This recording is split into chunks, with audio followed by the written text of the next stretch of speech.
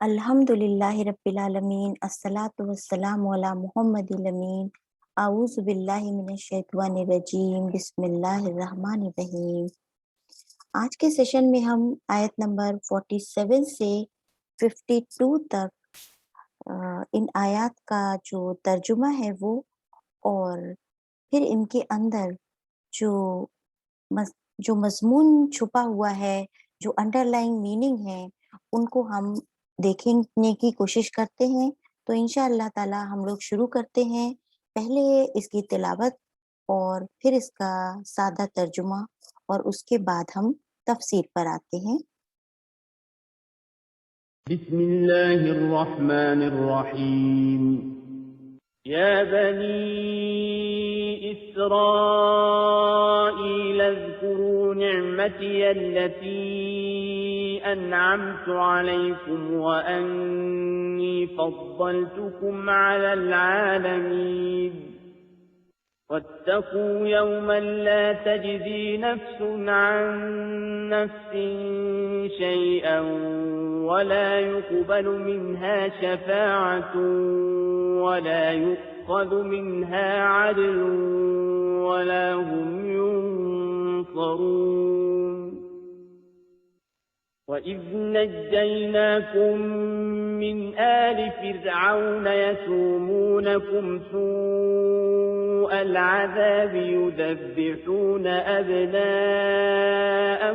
وَيَسْتَحْيُونَ نِسَاءَكُمْ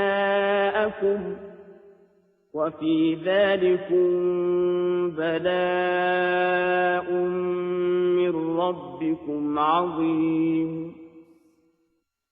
وَإِذْ فَرَقْنَا بِكُمُ الْبَحْرَ فَأَنْجَيْنَاكُمْ وَأَغْرَقْنَا آلَ فِرْعَوْنَ وَأَنْتُمْ تَنْظُرُونَ وَإِذْ وَاعَدْنَا مُوسَى 40 لَيْلَةً ثُمَّ اتَّخَذْتُمُ الْعِجْلَ مِنْ بَعْدِهِ وَأَنْتُمْ ظَالِمُونَ ثُمَّ عَفَوْنَا عَنْكُمْ مِنْ بَعْدِ ذَلِكَ لَعَلَّكُمْ تَشْكُرُونَ۔ تو آئیے پہلے ہم ان آیات کا سادہ ترجمہ دیکھتے ہیں۔ اے بنی اسرائیل، میرے اس احسان کو یاد کرو جو میں نے تمہارے اوپر کیا، اور اس بات کو کہ میں نے تم کو دنیا والوں پر فضیلت دی۔ آیت نمبر 48، اور ڈرو اس دن سے کہ کوئی جان کسی دوسری جان کے کچھ کام نہ آئے گی، نہ اس کی طرف سے کوئی سفارش قبول ہوگی اور نہ اس کے بدلے میں کچھ لیا جائے گا، اور نہ کوئی کچھ مدد کر سکے گا۔ آیت نمبر 49، اور جب ہم نے تم کو فرعون کے لوگوں سے چھڑایا، وہ تم کو بڑی تکلیف دیتے تھے، تمہارے بیٹوں کو ذبح کرتے تھے اور تمہاری عورتوں کو جیتی چھوڑ دیتے تھے، اور اس میں تمہارے لیے بڑی آزمائش تھی تمہارے رب کی طرف سے۔ آیت نمبر 50، اور جب ہم نے دریا کو پھاڑ کر تمہیں پار کرا دیا، پھر بچایا تم کو اور ڈبو دیا فرعون کے لوگوں کو، اور یہ منظر تم دیکھ رہے تھے۔ آیت نمبر 51، اور جب ہم نے موسیٰ سے وعدہ کیا 40 راتوں کا، پھر تم نے اس کے بعد بچھڑے کو معبود بنا لیا اور تم ظالم تھے۔ آیت نمبر 52، اور پھر اس کے بعد ہم نے تم کو معاف کر دیا تاکہ تم شکر گزار بنو۔ یہ ان آیات کا وہ ترجمہ تھا جو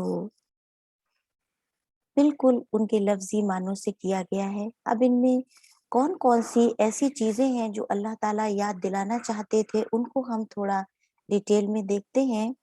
جیسے کہ ریممبرنس آف بلیسنگس آف بنی اسرائیل، سب سے بڑی بات جو اللہ تعالیٰ اس وقت بنی اسرائیل کو یاد کرانا چاہتے ہیں، وہ اپنی ان نعمتوں کی طرف اشارہ کر رہے ہیں جو اللہ تعالیٰ نے ان پر کی تھی۔ ان آیات میں جو مضمون بیان ہو رہا ہے اس کو کچھ اس طرح سمجھا جا سکتا ہے کہ پھر اللہ سبحانہ وتعالیٰ نے بنی اسرائیل کو متوجہ کیا ہے اور ڈائریکٹلی ان کو ہی ایڈریس کیا گیا ہے۔ اللہ تعالیٰ فرماتے ہیں اے بنی اسرائیل یاد کرو میرے اس احسان کو. اذکرو کے معنی یاد دہانی کے بھی ہوتے ہیں اور ذکر کے معنی میں بھی اس لفظ کو استعمال کیا جاتا ہے. احسان کرنے والا یعنی اللہ تعالیٰ یہ چاہتا ہے کہ اس کے احسانات کو یاد رکھا جائے. اللہ کی نعمت و عنایات یعنی انسانوں کی امامت کی جو پوزیشن بنی اسرائیل کو عطا کی گئی تھی وہ ان کی کسی خاص ایبیلٹی، کسی خاص کیپیسٹی یا کسی ریشیل سپیریورٹی کی بنا پر نہیں دی گئی تھی. یہی تو اللہ کا ایک انعام اور احسان تھا ابراہیم علیہ السلام کی اولاد پر. لیکن یہ کنڈیشنل تھا کہ اگر تم اپنا عہد پورا کرو گے تو میں بھی تم پر اپنی نعمتوں کو بنائے رکھوں گا. تمہیں چاہیے تھا کہ تم اللہ کے سامنے پیشی کے خوف اور اس کی عنایتوں کو، اس کی نوازشیں مان کر زندگی بسر کرتے، اور تم نے ایسا نہیں کیا. تو اب ڈرو اس دن سے جب کوئی کسی کے کام نہ آئے گا. ہمارا ہی حکم ہوگا اور ہمارا ہی عدل ہوگا. قرآن نے یہ بات بہت کلیئر اور واضح انداز میں بار بار دہرائی ہے. یہاں اس بات کو اٹھانے کا مقصد یہ بتانا ہے کہ تم ابراہیم کی اولاد ہو، یعقوب اور یوسف کی جنریشن ہو. یہ سب اللہ کے رسول اور نبی اور اللہ کی ہدایت پر چلنے والے لوگ تھے. لیکن ان کی اولاد ہونا تمہارے کچھ بھی کام نہیں آئے گا. کسی نیک باپ کا بیٹا ہونا، کسی کا باپ ہونا اس دن کچھ بھی کام نہ آئے گا. جس طرح تم دنیا کی زندگی میں کچھ دے لے کر معاملہ برابر کر لیا کرتے ہو، ایسا اس دن نہیں ہو سکے گا. کون ہوگا جو اللہ کے سامنے یہ کہنے کی جرت کرے گا کہ میں اس شخص کی سفارش کر رہا ہوں؟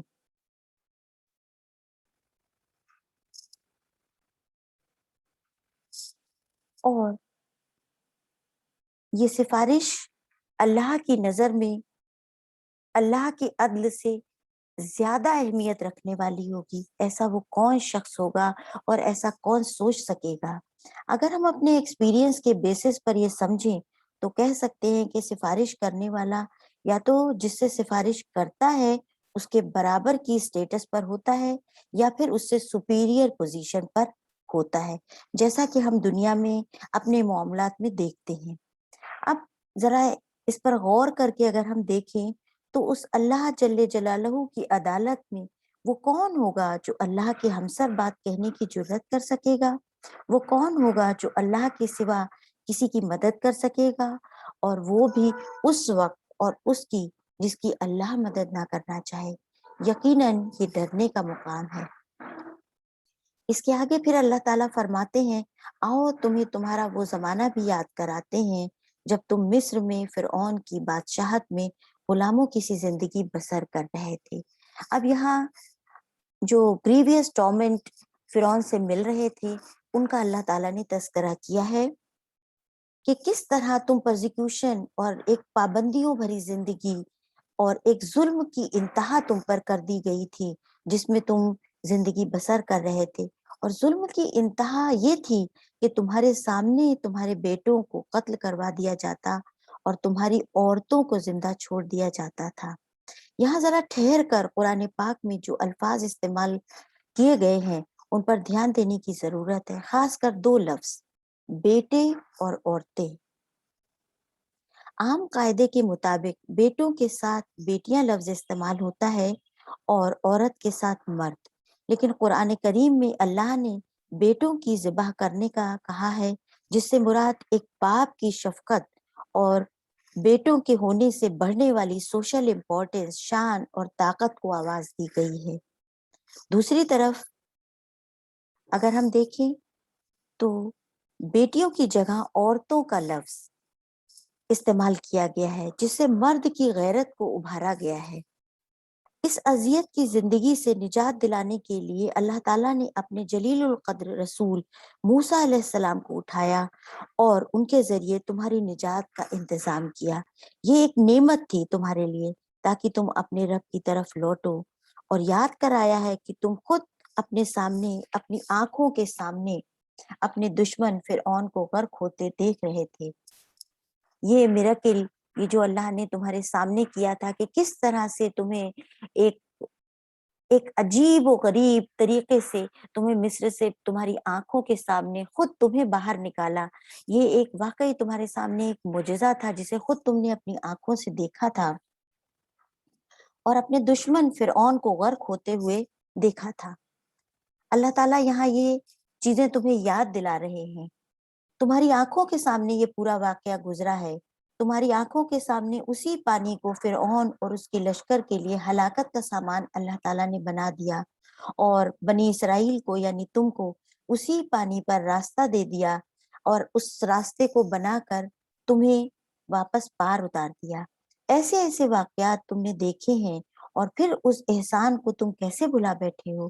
یہ قرآن اسی مالک کا پیغام ہے جو تمہیں تمہارے ہی ماضی کی داستانیں سنا کر تمہیں واپس بلا رہا ہے, تمہیں پھر سے توبہ کی توفیق کی طرف بلا رہا ہے. سچی دینداری تو یہی ہے کہ اللہ سے ڈرتے ہوئے زندگی گزاری جائے. اس کے سوا کسی کو با اختیار غیبوں کا جاننے والا, زندگی اور موت کا حکم دینے والا تصور نہ کیا جائے. وہ سمیع اور بصیر ہے, اس کو عملی طور پر تسلیم کیا جائے, خالی ان کا لفظی ترجمہ نہ سمجھا جائے. وہ واقعی دیکھتا ہے اور وہ واقعی سنتا ہے اور وہ واقعی ہر جگہ موجود ہے. وہ واقعی ہر عمل کا کرنے والا ہے, وہ واقعی ہر امر کا حکم دینے والا ہے. بالکل اس کو اپنے ذہن میں اپنی شعوری سطح پر لا کر محسوس کرنے کی ضرورت ہے. اس کا عملی وجود ہماری زندگی میں پیدا اگر ہو جاتا ہے, غیب میں ہوتے ہوئے بھی ہم اللہ کو حاضر اور ناظر اگر جان لیتے ہیں, جس کی زندگی میں ہر کام کرتے ہوئے اس کی جواب دہی کا خیال پیدا ہو جاتا ہے, یہی اللہ کو مطلوب ہے اور ایسا ہی انسان اللہ کو مطلوب ہے. اور اسی کی قرآن ہمیں بار بار دعوت دیتا ہے. وآخر دعوانا ان الحمد للہ رب العالمین. Let us join hands in spreading the message of our Creator.